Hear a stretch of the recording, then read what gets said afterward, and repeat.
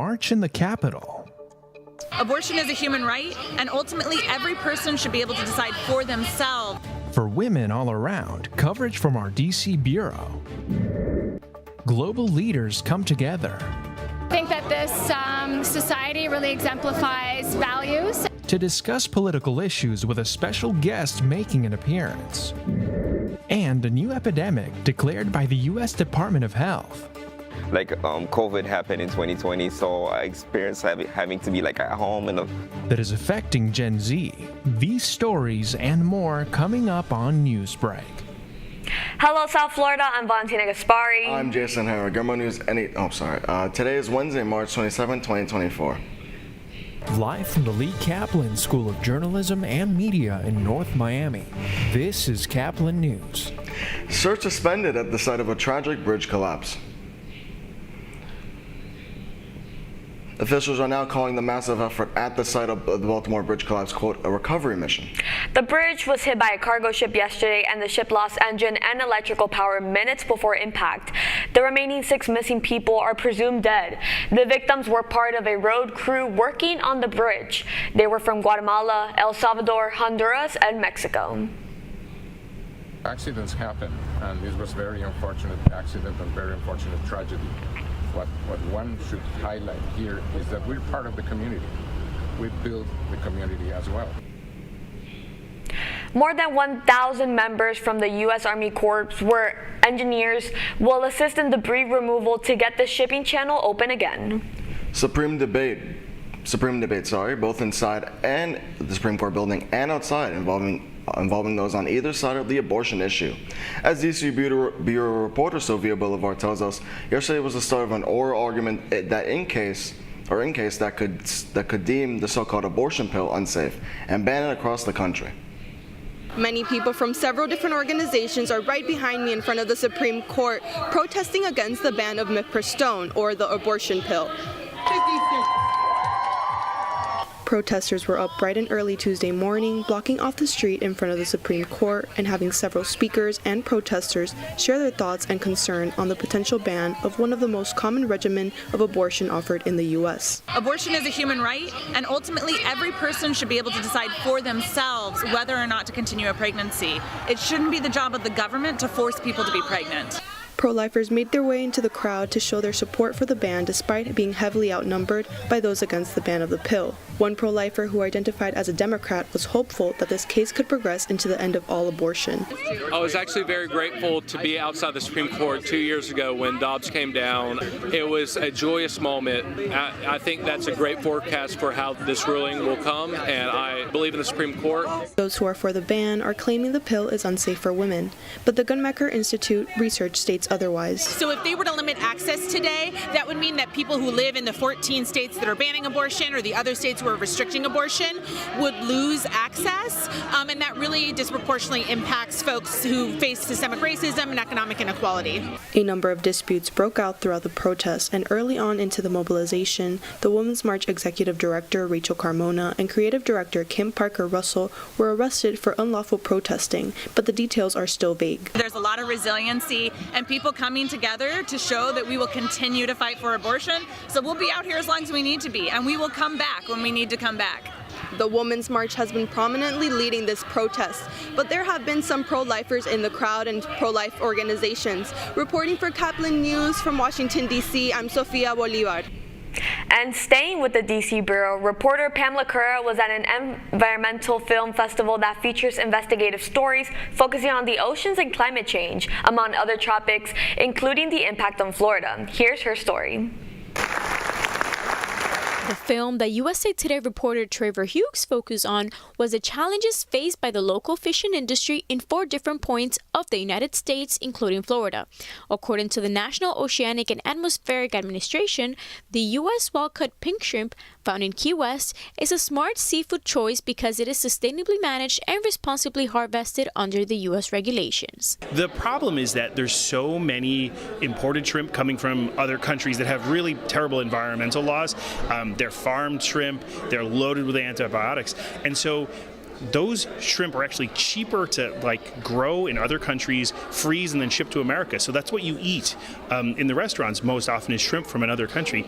Hughes also mentioned the negative impact this has on the economy. If we don't eat the products we're growing here, we're putting our own neighbors out of business. We're taking money out of our own grocery stores, out of our own communities, and we're sending it to much larger corporations, usually in other countries. Paola Martinez Gutierrez of Mexico investigated the illegal capture and overexploitation of octopuses in that country, which she said are exported to restaurants in Miami, and consumers may not know this when they go out to eat. It's just knowing where your food is coming from, it's a big step. Reporting for Caplin News, Pamela Correa.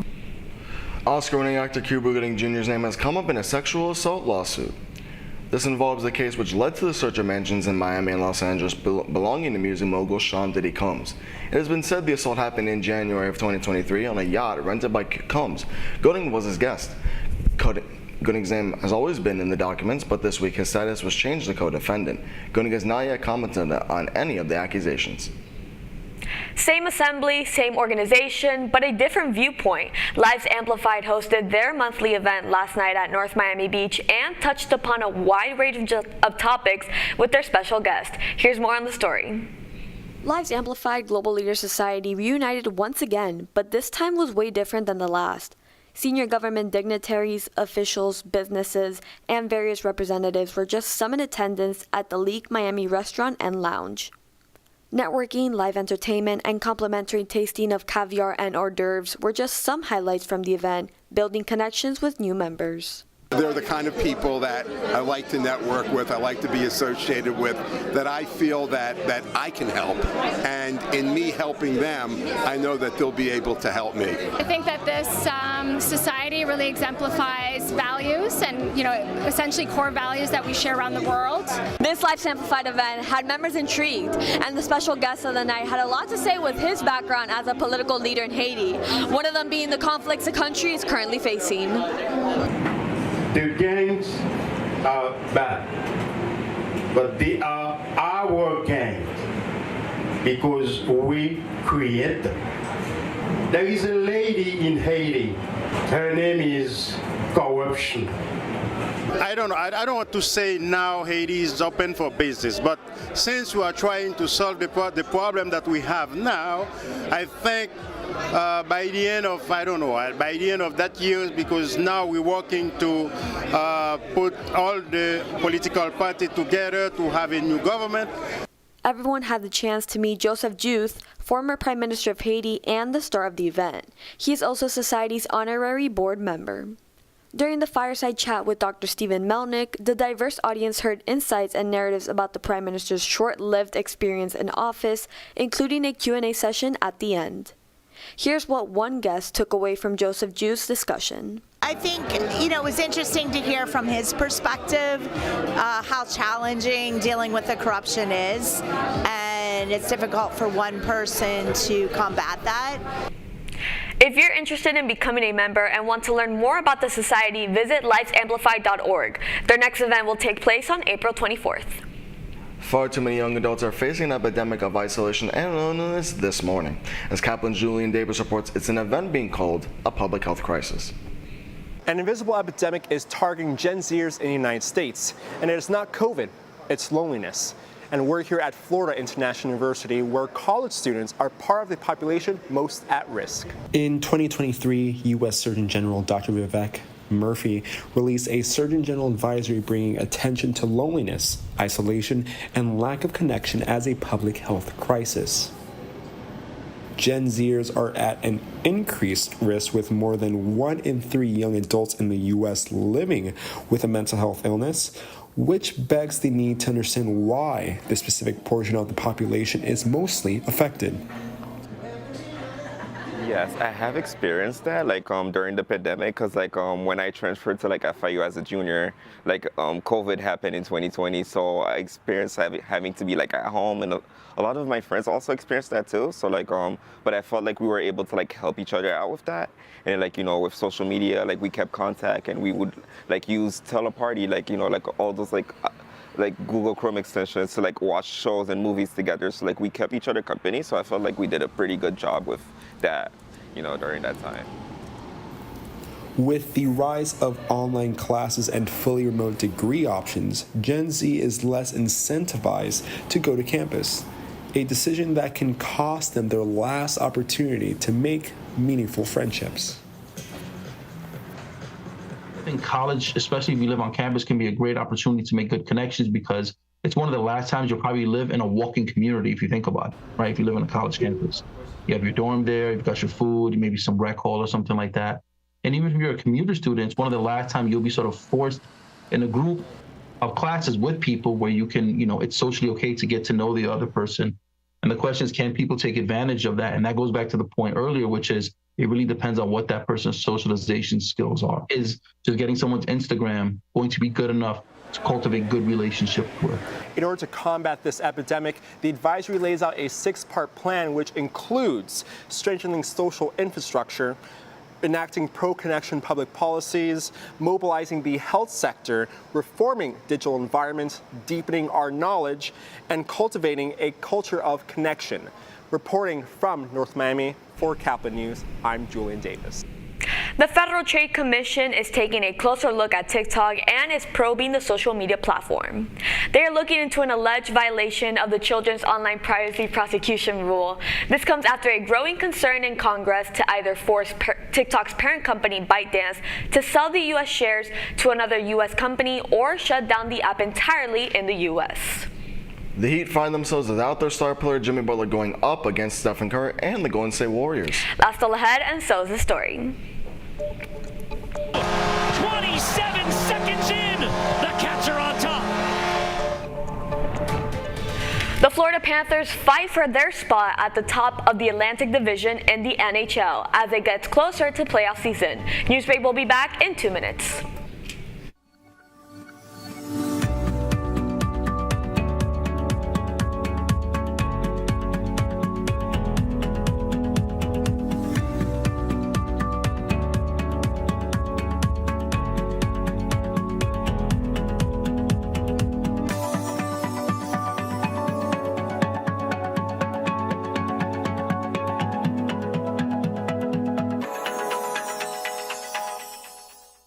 See us dream.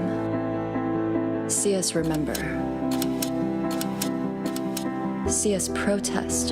You matter. Your feelings matter. Your identity matters. Everything about who you are matters. See us fight back. See us rebuild. See us shatter stereotypes. See us inspire. See us united. See us now. There are 16 million children struggling with hunger in America. That's 1 in 5 daughters, sons, neighbors, and classmates who don't know where their next meal is coming from. Yet billions of pounds of good food go to waste every year. It's time we do something about it. Feeding America is a nationwide network of food banks that helps provide meals to millions of kids and families in need. Visit feedingamerica.org to help them feed even more. Together, we can solve hunger. Together, we're feeding America.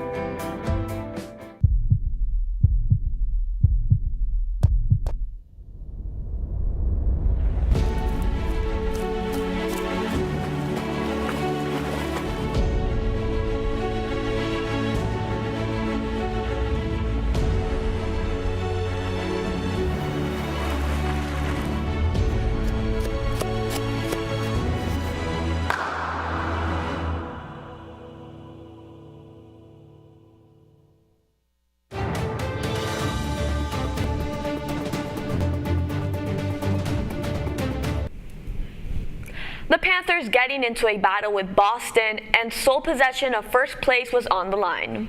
Last night, the Florida Panthers battled on the ice against the Bruins for the top spot in the Atlantic Division. Evan Rodriguez broke open the scoring with a tap-in goal in the first, and things continued to heat up from there.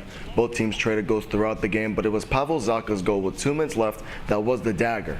As the Bruins escaped Sunrise with a 4-3 win, the Panthers have now lost 5 of their last 6 games. And on the hardwood, the Miami Heat faced off against the red-hot Golden State Warriors. An injured Jimmy Butler watched his Heat keep things tightly contested in the first half. However, Golden State ran away with it in the second, outscoring Miami 60-37 en route to a 113-92 win for the Warriors. Miami now moves to 39-33 on the year with 10 more games to play. The Heat looks to rebound against the Trailblazers on Friday. That's all the time we have for Newsbreak. I'm Jason Aaron. And I'm Valentina Gaspari. Get more news anytime at caplinnews.fiu.edu.